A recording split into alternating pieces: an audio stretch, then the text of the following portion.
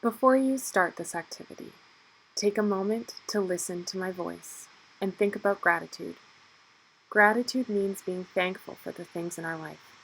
Sometimes, when we're going through our days, we get caught in the stressful moments.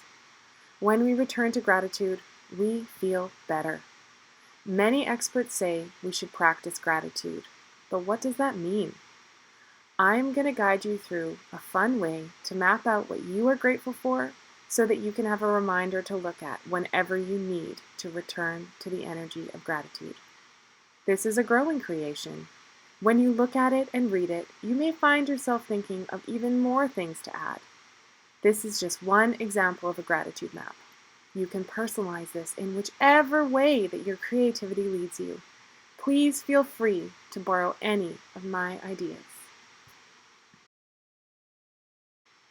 I started with a line and I had no idea what I was going to do. But I made a line and started writing words that I was thankful for in fancy writing. I used a brush pen, but you could use a Sharpie for this and have the same effect. I started to run out of words and the words were slowing me down, so I just left a lot of blank spaces, knowing that I'd come back to it later and think of more things to be grateful for.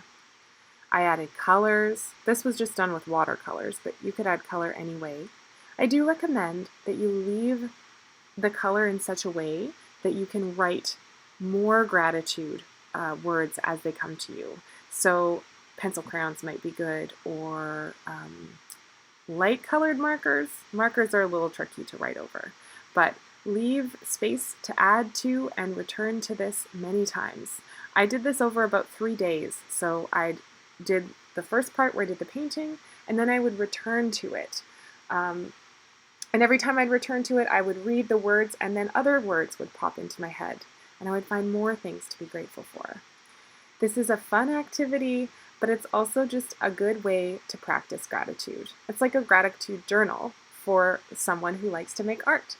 So I hope you enjoyed this and that you try it yourself. It's simple, it's effective, and it helped me think of a lot of things that I was grateful for.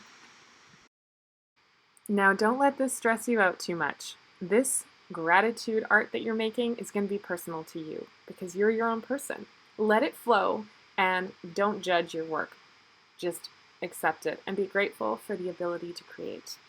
Thank you for creating gratitude with me. I would love to see your creations if you feel like sharing them.